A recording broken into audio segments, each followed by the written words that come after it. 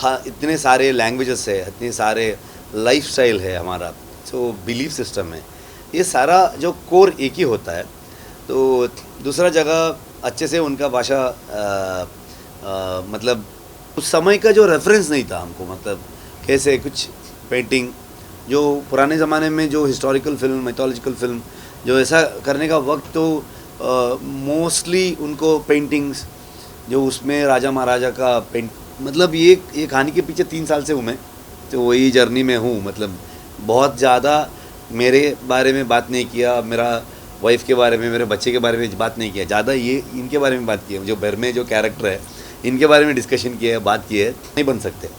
तो you need a passion and the way they execute the cinema, and वो cinema होने के बाद लेके जाके लोगों को पहुंचाना, तो वो सब है ना, होम्बाड़े से वो तो आप कांतारा बन रहा है, उसे इतना प्यार मिला है पूरे वर्ल्ड वाइड लेवल पर, क्या कुछ कहना चाहेंगे? एंड जैसा कि मैंने सर पहले ही बताया, मैंने कांतारा के टाइम पे इंटरव्यू जो आपका किया था, एंड नाउ आपकी हिंदी लाइक सुपर ग्रेट, तो क्या कुछ कहना चाहेंगे आपकी हिंदी के बारे में? Thank you.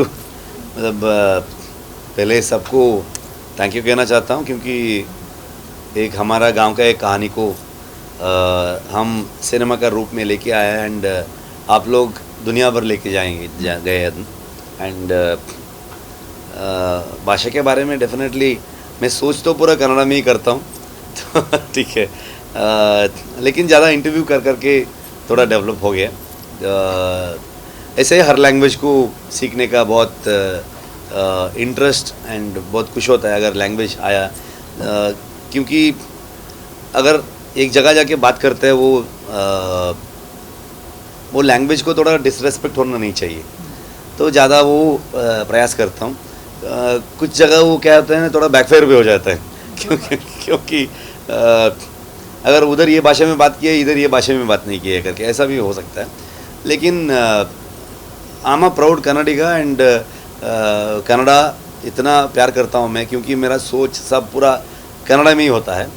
ऐसा ही तो दूसरा लैंग्वेज को भी, एक भाषा को इतना प्यार कर रहा है, इतना इज्जत कर रहा है, तो दूसरा भाषा को भी उतना ही रेस्पेक्ट कर देते हैं एंड प्यार कर देते हैं, बिकॉज इस भारत में हाँ, इतने सारे लैंग्वेजेस है, इतने सारे लाइफस्टाइल है हमारा, जो बिलीफ सिस्टम है, ये सारा जो कोर एक ही होता है। तो दूसरा जगह अच्छे से उनका भाषा मतलब सीख के जो बात करना बहुत खुशी होता है।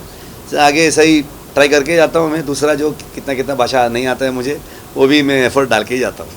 कांतारा की अगर मैं बात करूँ, काफ़ी प्यार मिला था, अवार्ड्स मिले थे, नेशनल अवार्ड्स मिले थे, तो अब कांतारा चैप्टर 1 की बारी है, तो क्या कुछ एक्सपेक्टेशन है ऑडियंस से? मेरा तो 2 चीज़ें नहीं है कि एक्सपेक्टेशन एंड एक्साइटमेंट। सो काम करने का ही प्रयास में रखता हूँ मैं, एंड अभी काम ख़त्म करके 2-3 दिन में आपके सामने आ जाऊँगा मैं, एंड मैं मतलब मेरे सारे टीम, सो मैं एक्चुअली वेट कर रहा हूँ लोग क्या कहेंगे, तो उनका एक्सपेक्टेशन मीट हो गया, नहीं तो उनको कितना अच्छा हुआ, तो क्या वर्क हुआ, क्या रिएक्ट करेंगे लोग, वो सोच में हूँ मैं अभी। आपने रिसेंटली बोला कि इंडिया की इंप्रूव होगी, तो उसका कितना हेल्प हुआ फिल्म की डबिंग में, आपने जो शूटिंग प्रोसेस है? मतलब थोड़ा ज़्यादा वॉइस तो मैं एक कैरेक्टर को वॉइस देने तक मेरा इम्प्रूवमेंट नहीं हुआ है शायद, तो होने के बाद मैं खुद वॉइस दे देता हूँ, एंड डेफिनेटनेटली थोड़ा देख के समझ में आएगा जो हिंदी वर्जन में क्या है करके। लास्ट टाइम तो कुछ समझ में नहीं आया था, मतलब मैं भी नहीं गया था, मतलब 1-2 दिन के लिए गया था, वो कन्नड़ा में रिलीज़ हो गया, उतने इतना स्पीड हमको दूसरा भाषा में ट्रांसलेट करना चाहिए था, टाइम ही नहीं मिला। तो इस बार थोड़ा ज़्यादा समझ में आ रहे हैं, तो ओके ये है करके तो हम भी बोल देते हैं, नहीं तो ये थोड़ा बोलते हैं ना, अभी एक भाषा से दूसरा भाषा को डब होने समय में लॉस्ट इन ट्रांसलेशन जैसा हो जाएगा। कुछ चीज़ें थॉट में हम जो कुछ थॉट्स होगा हमारा जो थ्रू आवर स्टोरी वो बोलने के लिए ट्राई कर रहा है, जो दूसरा भाषा में जाने वक्त वो कम्प्लीटली बदल ही जाएगा। वो नहीं हो रहा है, मैक्सिमम ट्राई कर रहे हैं अभी, तो आई थिंक उसमें हेल्प हो रहा है।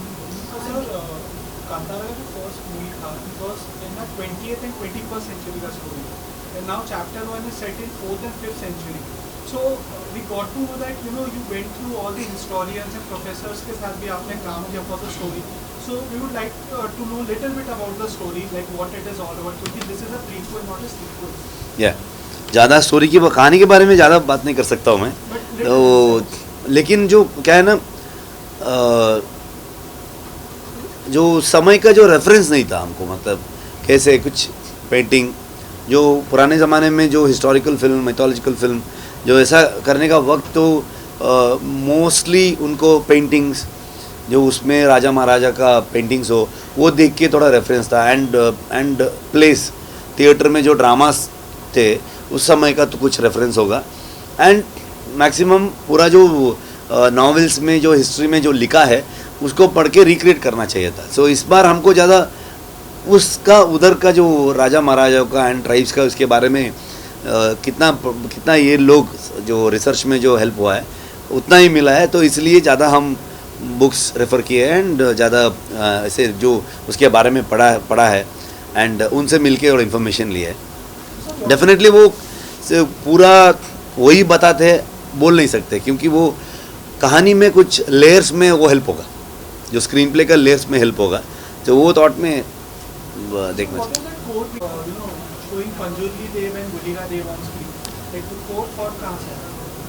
मतलब वो कांतारा जो इनिशियली जो कहानी शुरू किया था मैं, उस समय उतना ज़्यादा ये नहीं था, एंड स्टोरी डेवलप होते ही बिकॉज जो कहानी इट्स अबाउट एग्रीकल्चर, जो उधर का जो ट्राइब्स है वो लोग के बारे में है, तो वो लोग जो खेत करते हैं, एग्रीकल्चर करते हैं, उधर से जो हमारा जो एग्रीकल्चर से हमारा बिलीफ, लाइफस्टाइल सब कुछ जुड़ा हुआ है, तो उधर कनेक्टेड हमारे गांव में, नहीं तो कोस्टल कर्नाटक में जो दैवा हम दिखाया फिल्म में, it is very connected to the people.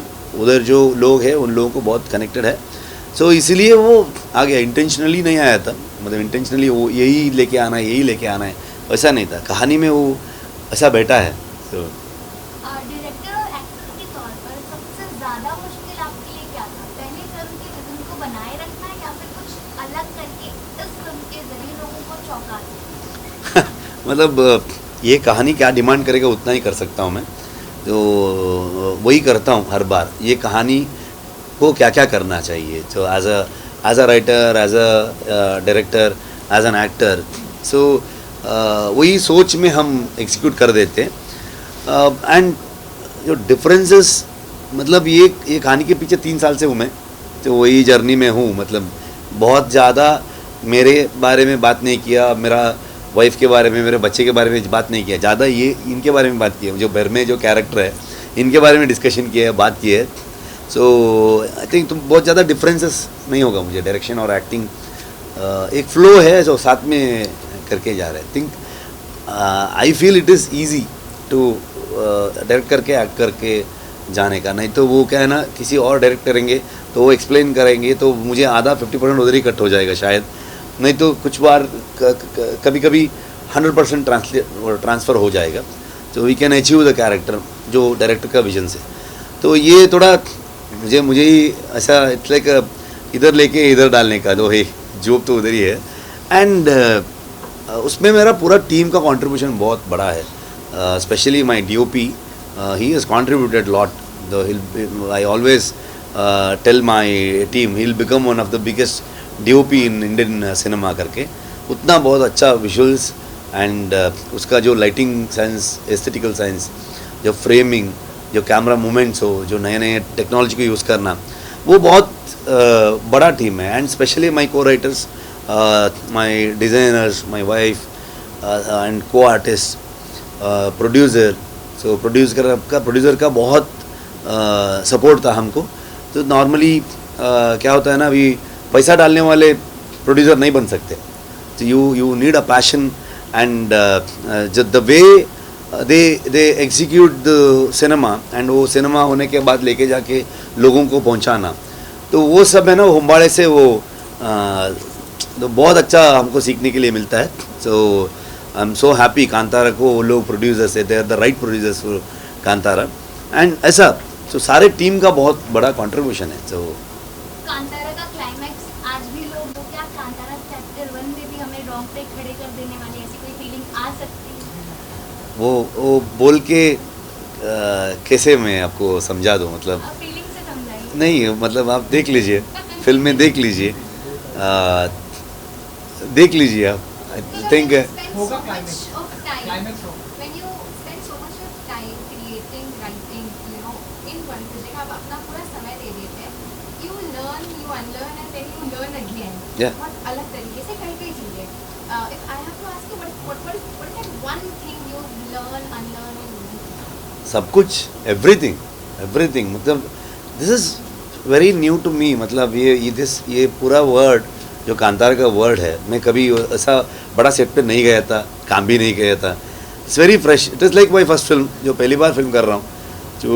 जो पिछले का जो है वो मेरा एक्सपीरियंस है, वो सब लेके पहली बार मैं एक्सप्लोर करने का एक मौका मिला है। वो सोच में मैं चले जाता हूँ। Every day is a fresh day for me. तो I think every day is a learning process.